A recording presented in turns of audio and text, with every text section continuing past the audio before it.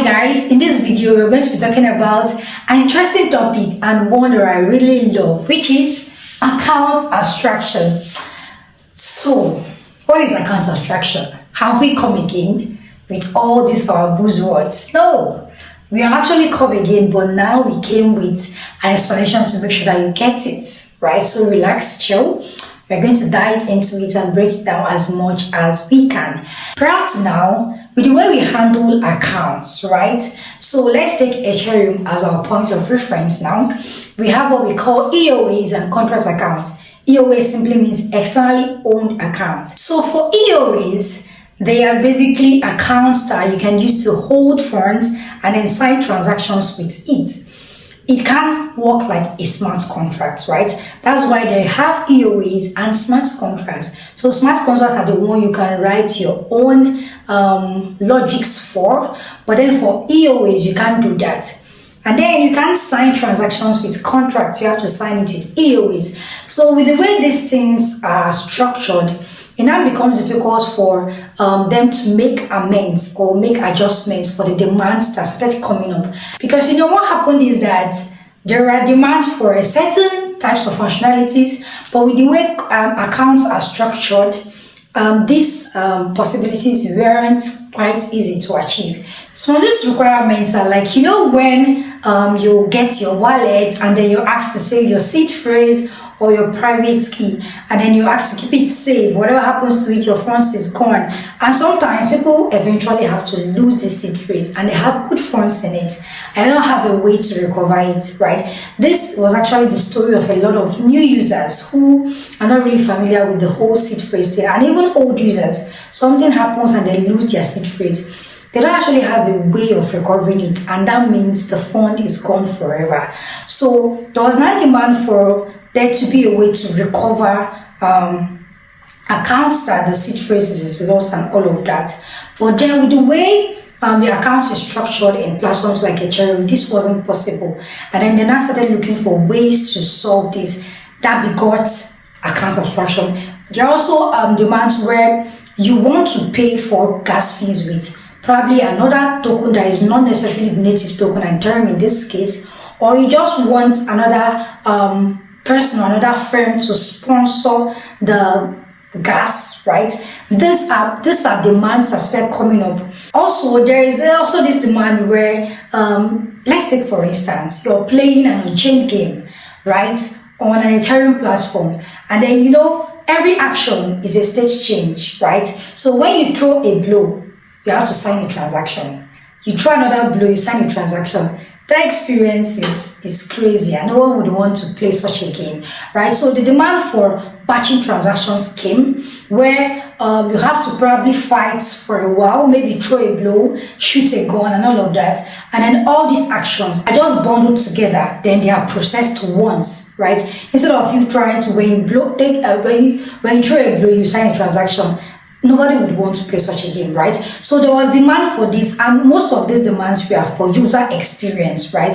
Because blockchain is really becoming a big deal. It's already a big deal. And then for us to gain more users, for us to get to the massive adoption that we're looking at, then the UX has to be very close or get to a point where it even surpasses the Web 2 applications that we have today, right? So there's another case where you want to have, let's say, a kind of functionality where you want to place like a transfer limit on your users, right? Let's take for instance, now we all use some financial applications, and then depending on your level, maybe your tier, your KYC tier, depends on the amount of transaction, the amount of funds you can move in a day, right?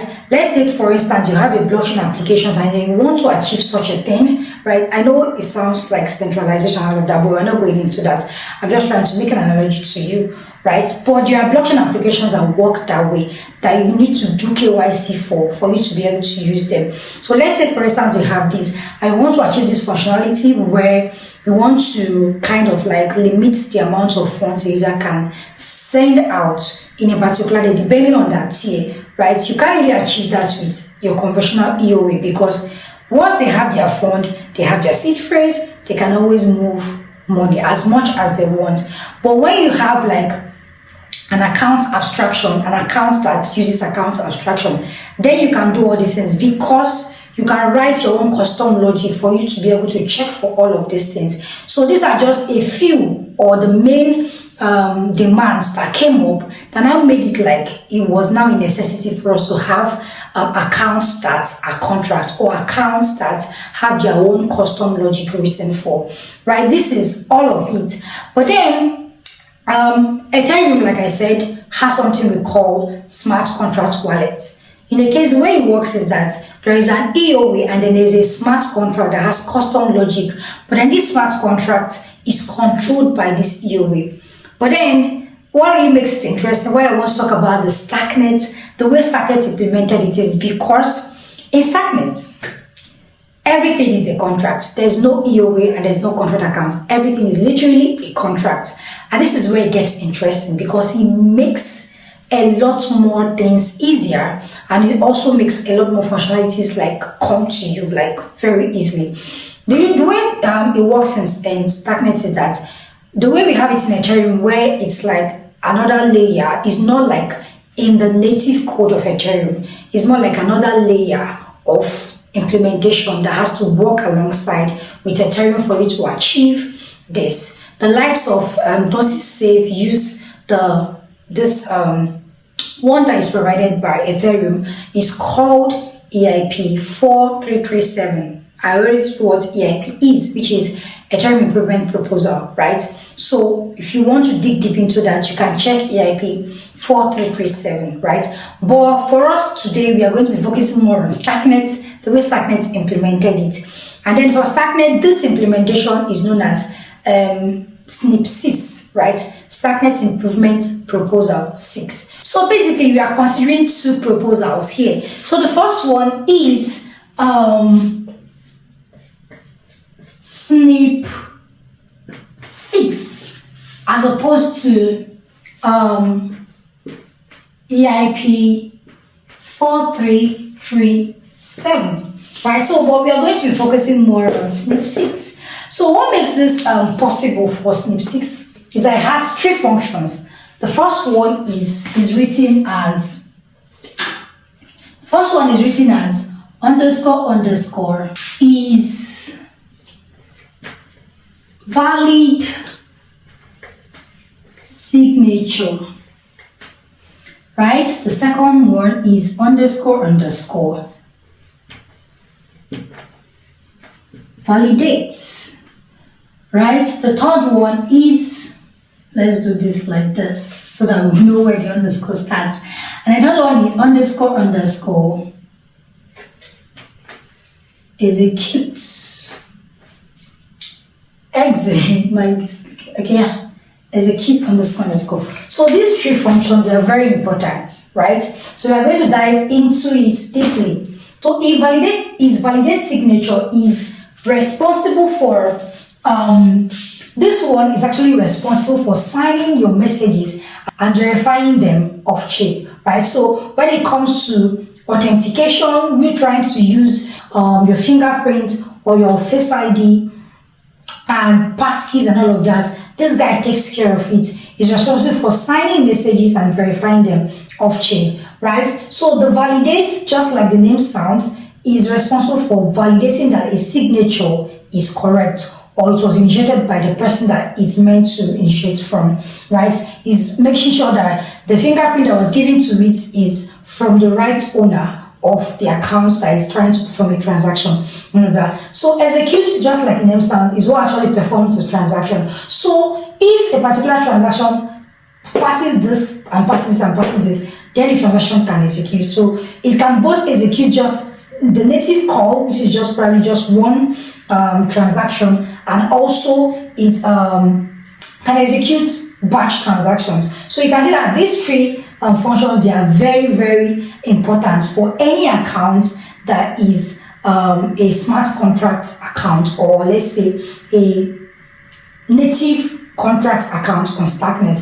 So how does Starknet make sure that any contract that is meant to be a wallet implements this? So there's another Starknet improvement proposal. We have SNIP 5, which is similar to EIP 165, right?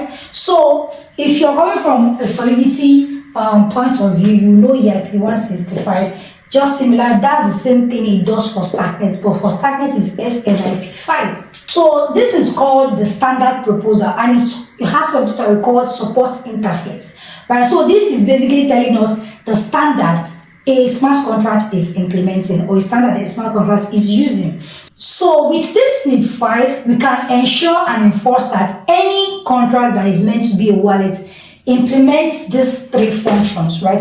It can have its own custom logic. You can write whatever you want, but then you want to make sure that it has these three functions. The reason for this is that for dApps to know what to interact with, because there are different, let me say, a DEX now, a decentralized exchange, trying to work with wallets, right? And then it already has in its code that is looking for all of this. And for it to process a transaction, it's going to interact with these three functions. In a case where we now have a wallet that doesn't have this or have its own logic for it, then it will be a problem because it doesn't have this there. So it just creates uniformity, it just creates a formation where there is a standard that is being followed. You know that if this is a Starknet wallet, a Starknet contract wallet, then it must have this. So you don't have to worry if this wallet has it or not, right? That is the whole idea of this SNIP 5. So this is how Starknet is able to handle this and to make sure that all contracts handles this. So what really makes it more interesting is that you can see that as long as you have these three, then you can go ahead to write as much logic you want. You can do as much customization you want. Do you want to do batch transaction? Do you want to do gasless transaction? Do you want to put logic for limiting the number of funds that users can move? The possibility is enormous. So it now gives you the opportunity to do a whole lot of things. You can do social recovery. You can do a whole lot of things depending on your demand or your business logic. And that for me is a huge breakthrough. I believe this basically explains account abstraction, why we even consider account abstraction, why we have it, why is it even a thing. So I believe this really explains it to you. And my name is Amarachi. And until next time, keep building, keep doing great stuff, and peace. Bye.